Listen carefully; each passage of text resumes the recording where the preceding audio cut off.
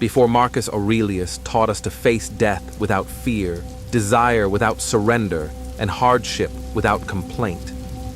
He started with something quieter, something more ordinary, something more human. He began with gratitude. Book 1 of Meditations isn't where he teaches. It's where he remembers. It's a journal of thanks, not for things, but for people. Each line is a tribute. Each lesson, a brick in the foundation of the man he became. There are no grand Stoic declarations here.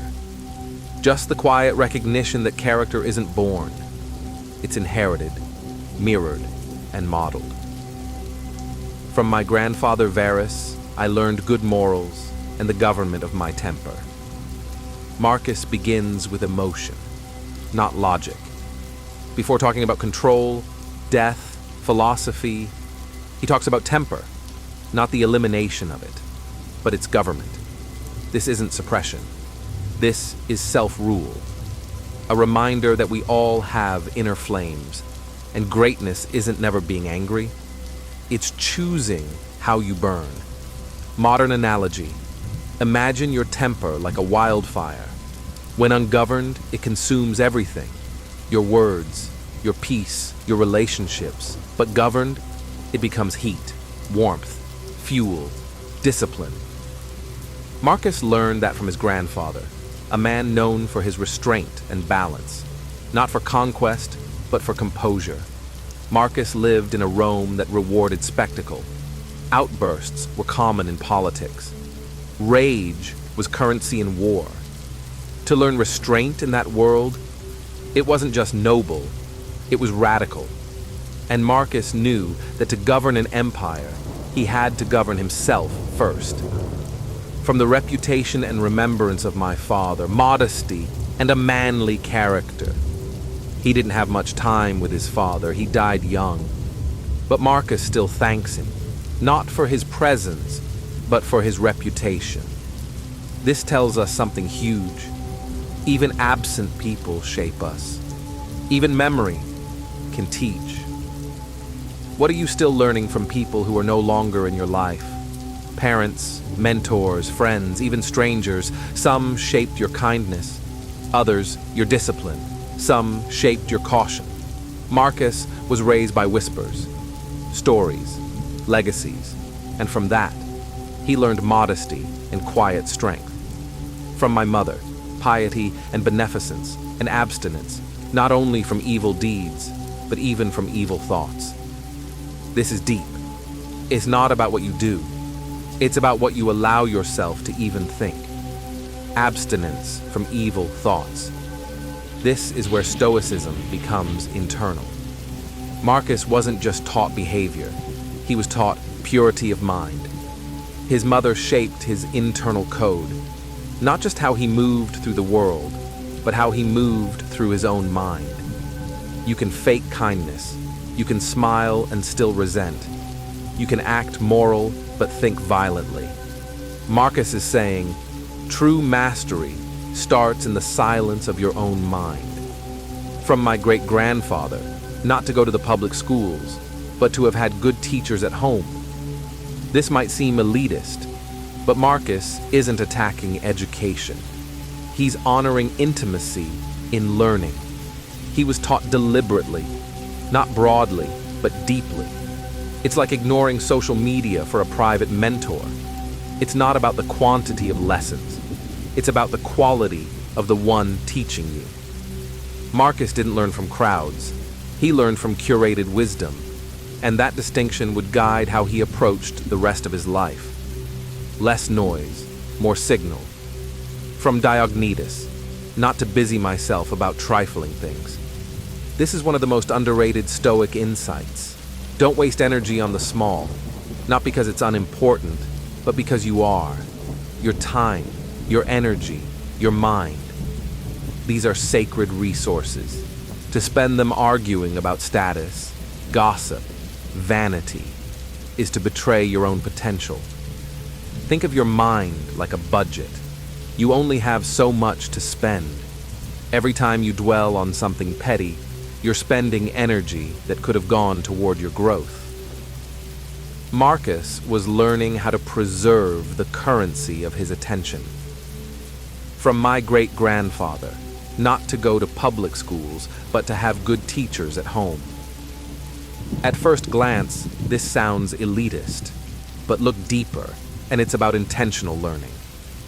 Marcus is pointing to the value of quiet, focused mentorship versus being thrown into the loud chaos of popular opinion. He's saying, don't let the crowd raise your mind. Choose who shapes your thoughts. It's like choosing your YouTube subscriptions. You can let algorithms feed you random voices, or you can curate what you consume. In Marcus's time, the public school was a place where ideas got diluted by ego. But real wisdom, that was passed down, in silence, between individuals, face to face. From Diognetus, not to busy myself about trifling things. This is one of the most Stoic lines in the book. Trifling things, smallness, petty drama, ego games, useless talk. Marcus is reminding himself, don't trade your peace for distractions. You know when you spend 20 minutes in a comment section, arguing with someone you'll never meet, over something that has nothing to do with your purpose? That's trifling things. The cost isn't just time, it's energy, attention, presence, and peace. Not to busy myself about miracle workers and wizards. This tells us something deep. Even in ancient Rome, people were chasing spectacle. They wanted shortcuts, magic answers, anything that would skip the inner work. But Diognetus taught him. Truth doesn't dazzle. It grounds. What miracle are you still hoping will save you? The person, the opportunity, the overnight success. Marcus says, don't get lost in fantasy. Root yourself in real growth. From Rusticus, I received the impression that my character required improvement and discipline. Rusticus was Marcus's reality check. He didn't coddle him. He showed him what was missing, and Marcus loved him for it. Can you imagine being the emperor of Rome and still being told you need more discipline? That's humility. That's growth mindset. That's ego in check. It's like that one friend who pulls you aside and says, you're slipping. You're better than this. You're not living at your level. Do you push them away, or do you thank them? Marcus thanked Rusticus. He knew that flattery is cheap, but correction, that's gold. And not to be led astray into sophist confidence. Sophists were smooth talkers. They knew how to sound wise, but often lacked truth. Rusticus taught him the difference between appearing strong and being strong. You can sound right, look smart, quote philosophy, post polished, takes on social media, but that doesn't mean you're rooted. Rusticus reminded Marcus to check his substance, to not confuse cleverness for character. From Apollonius' true freedom, never to complain.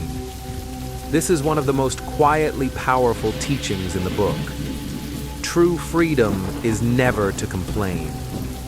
Not because you're emotionless, not because you're numb, but because your inner world doesn't depend on outer approval. Let this sink in. Complaining is often a disguised form of asking the world to change for you. But Marcus learned from Apollonius. Real power is changing yourself instead. Picture someone stuck in traffic. They honk, they yell, they blame. But none of that moves the cars. All it does is disturb their own peace. Now imagine someone sitting in that same traffic, breathing, observing, at peace. That's Apollonius. That's freedom. From Sextus, to appear without affectation, and to do acts of kindness without noise. This line is pure gold. Marcus admired Sextus for appearing wise without acting like he was wise. No ego, no drama, just presence. This is what we now call quiet strength. Sextus didn't need credit, didn't demand recognition. He just did the right thing, then walked away. Think of a janitor who cleans the whole room after everyone leaves, then locks up without a word. Compare that to someone who records themselves giving money to a stranger. Same action, but one is virtue. The other is performance. Marcus admired kindness that was genuine, not curated. That's Sextus. And from him, Marcus learned that true wisdom doesn't need applause. From Alexander the grammarian, not to be critical about language and conversation, but to speak appropriately and clearly. Alexander taught Marcus a rare social skill. Don't correct people to feel superior, even if you're right. What matters more, being precise or being kind? Alexander could have flexed his knowledge. Instead, he listened. He spoke to connect, not correct. Someone says, "I literally died laughing." Do you interrupt to explain that literally is used wrong? Or do you smile, knowing the message is more important than the grammar? Marcus admired that restraint, that humility, that subtle wisdom. From Fronto, to understand the cruelty of tyranny and the insincerity of those who serve it. Fronto was one of Marcus's teachers. He helped Marcus see what fake loyalty looks like. People who flatter the powerful, people who smile while scheming, people who offer support to control. This still happens in politics, at work, even in relationships. Fronto helped Marcus detect the difference between allegiance and manipulation, praise and power games. He was learning how to spot fake loyalty so he wouldn't become a fake leader. From Alexander the Platonic, not often and without necessity to say or write to anyone that I have no leisure. This one hits hard, especially today. Alexander taught Marcus that you don't need to explain your boundaries all the time. You don't need to make dramatic excuses. Just live your values. You don't have to say, "I'm cutting people off this year. I'm done with fake friends. I'm on my self-love journey." Just be unavailable, be quieter, be focused, and let your absence be your boundary. From Catullus, not to be indifferent to the complaints of even the meanest person. This is so important. Catullus taught Marcus, compassion isn't selective. Even the people who annoy you, who are beneath your rank, who are hard to love, still deserve to be heard. Think of a leader who only listens to their inner circle. They become blind, isolated, weak.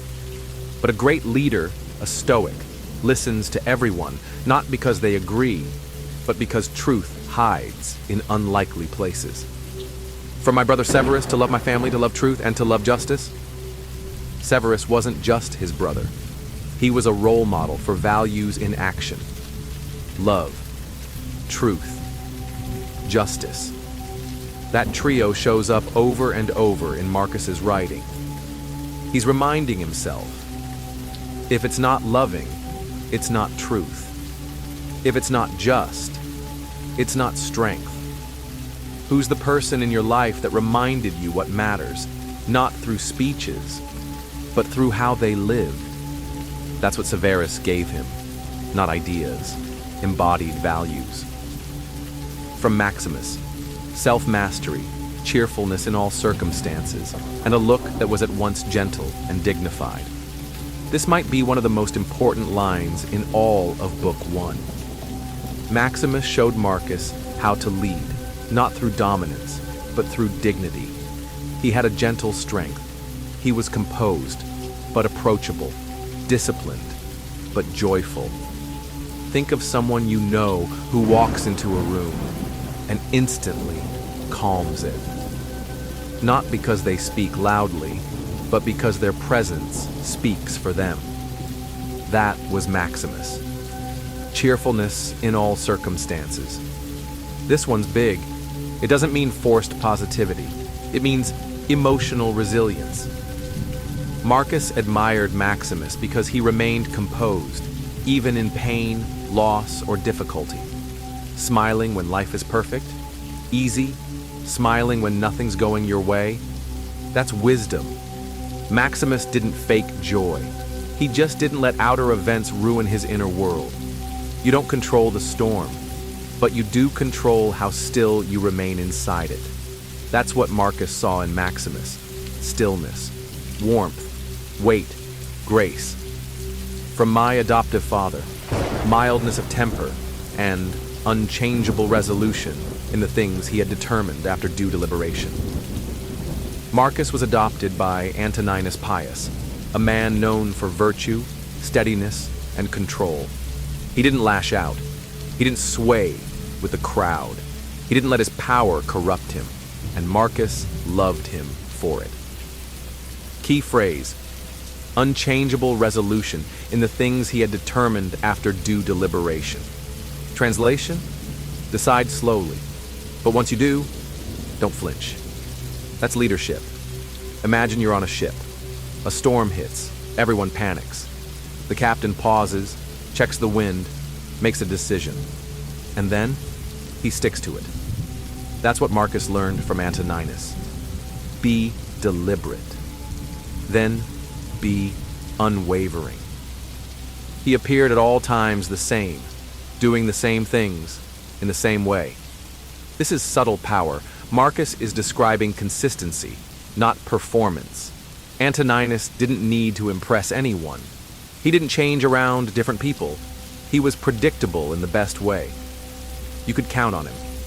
We think leaders need to inspire us, but most of all, we need them to be steady. When everything is uncertain, a steady presence is worth gold. Antoninus was that presence. He knew how to be superior to flatterers and to bear with those who blamed him unjustly. This is another test of power. Antoninus didn't let praise go to his head and didn't let criticism break his peace. That's true inner confidence.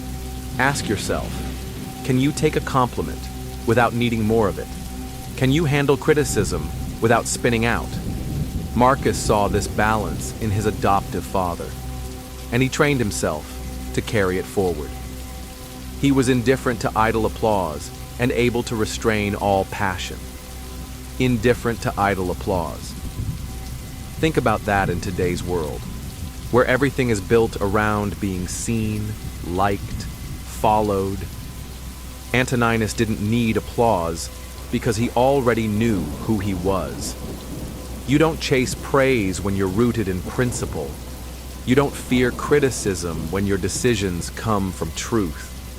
That's what Marcus inherited from him. Not fame, not tricks, not perfection, but rootedness. He was content with few things. This line alone is a meditation. Antoninus wasn't poor, he was emperor, but Marcus admired how he didn't need excess. He was content with simplicity, with minimalism, with purpose. Cairo Valtor translation: to lead many, you must need little. The less you cling to, the more clearly you think. The less you fear loss, the more freely you move. That's Antoninus. And that's the version of man Marcus was sculpting himself into. He lived soberly, not in the manner of one who affects to do so, but naturally and without pretense. This right here is what Marcus admired most in Antoninus: simplicity without performance. There's a difference between trying to appear humble and simply being humble. Antoninus wasn't dramatic about his discipline. He didn't post it. He didn't declare it. He just lived it, quietly, consistently, fully. Imagine two monks. One walks barefoot and tells you why. The other walks barefoot and says nothing. One seeks recognition. The other just is. Antoninus was the second, and Marcus took notes. He took reasonable care of his body's health, but did not value life at too high a price. Balance. He wasn't reckless, but he wasn't obsessed with living forever either. He cared for his health, but didn't worship it. That's a forgotten lesson today. We chase wellness to the point of fear, fear of aging, fear of change, fear of losing youth. Antoninus shows us, care for your body, but don't make it your identity. You are not your image, you are your integrity. He was fond of inquiry and patient in hearing others. True wisdom listens. It doesn't assume. It doesn't interrupt. Antoninus was curious, even when he had power. He didn't think rank made him right. He didn't talk over others just because he could. He remained a student, always. How often do you assume you already know? How often do you wait to respond, not to understand, but to win? Marcus saw his father listen deeply. That humility stayed with him. He had the happiest faculty of discovering and placing in the right way men who had the faculty of ruling others. This is legacy leadership. Antoninus didn't just lead well, he found other leaders. He wasn't threatened by greatness in others, he empowered it. A weak man fears being replaced. A strong man prepares others to rise. A wise man steps back and lets them. That was Antoninus. And Marcus wanted to inherit not just the throne, but that mindset. He honored true philosophers, but without ostentation. This is a massive Stoic moment. Antoninus admired the wise, but he didn't name drop them, didn't wear robes to prove it, didn't flash intellect like jewelry. He let the ideas shape his actions, not just his reputation. It's easy to quote Marcus Aurelius. It's harder to live like him. Antoninus showed Marcus what it looked like to embody the wisdom without performing it. That distinction is everything. His way was to be satisfied with few things, to be gentle and indifferent to what many others valued greatly. This is Stoicism in a sentence. He didn't crave, he didn't chase, he didn't cling. He valued peace over prestige, clarity over clutter, stillness over spectacle. And that energy? It moved through Marcus like a quiet flame. He was firm in friendship, consistent with his decisions, and never hurried or confused in business. More lessons. Loyalty without drama. Decisiveness without ego. Calm under pressure. Marcus is painting a picture of a man so steady, you'd think he was made of stone, but warm stone, living stone. That's Antoninus. This whole chapter isn't just a tribute, it's a mirror. Marcus is listing the virtues he wanted to become.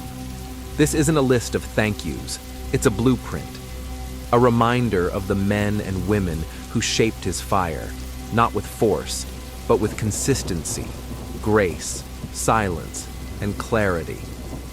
He was careful of the property of the treasury and public works, and patient in enduring opposition. Marcus doesn't just admire character, he admires how Antoninus handled responsibility. He took care of public resources. He didn't cut corners. And when others disagreed with him, he listened. He didn't explode. He didn't fight to win. He endured. That's emotional discipline, the heart of Stoicism. Imagine leading a project at work. You've got limited resources. People are doubting your decisions. You're stretched thin. Do you lash out? Or do you keep your center and finish the work with grace? Antoninus finished with grace. He had a mind equal to all events, whether great or small. This is the Stoic ideal in one sentence. A mind equal to all events. Not too excited when things go well, not crushed when they go wrong, just rooted. Antoninus wasn't numb, he was calm, and Marcus worshipped that. He was able to refrain from all impure passion and pleasures. In a world of indulgence, Antoninus practiced temperance. He didn't chase pleasure. He didn't need vice to feel alive. Not because he hated joy, but because he chose clarity over chaos. What are you still reaching for? not because it fulfills you, but because it distracts you. Antoninus didn't numb himself. He simplified himself. His friendships were not casual, but sincere and lasting. Read that again. Marcus saw a man who didn't chase popularity, but invested in quiet loyalty. No surface-level relationships, no transactional bonds, just real ones, built over time, held with care. In today's world, connections can be shallow, but Stoicism teaches that a few real bonds are worth more than 1,000 followers. Marcus learned that from his father. He was satisfied with everything that happened and content with whatever was handed to him by fate. This is the ultimate Stoic mindset. Antoninus didn't resist life. He accepted it, not passively, but with poise. He didn't say, "I deserve more." He said, "Let me meet this moment with grace." That's power. He loved work and action, was never lazy or evasive, and wasn't obsessed with retirement or pleasure. Marcus saw a man who didn't escape life. He engaged it. Even in old age, Antoninus didn't run from duty. He didn't seek a villa and a vineyard to retire to. He kept serving, kept showing up. Sometimes purpose doesn't end. Sometimes the reward isn't rest. It's doing what matters one more time. That's the fire Antoninus passed down. In short, he lived like a man who was always prepared to leave life and had nothing to fear in death. This is where Marcus closes Book 1, with death, but not in fear, in readiness. Antoninus lived in such a way that if he had to die tomorrow, nothing would be left unsaid. No regret, no clinging, just peace. You don't have to live forever. You just have to live so well that you could die today, and it would be enough. Final reflection. Cairo Valtor. Book 1 of Meditations is not about philosophy. It's about people, about the impressions they leave. Marcus wasn't born wise. He collected wisdom from everyone around him. He wasn't trying to show off. He was grounding himself. He wrote these names to remind himself where he came from, what mattered, and who he never wanted to stop becoming. And you, who shaped you, whose calm taught you to breathe, whose mistakes taught you restraint, whose absence taught you presence. Write your own Book 1, not for publication, but for alignment. So when you forget who you are, you can remember who taught you to be. This was Cairo Valtor, a quiet reflection on the first words of the last emperor philosopher. Until next time, walk steady, choose few, remember deep.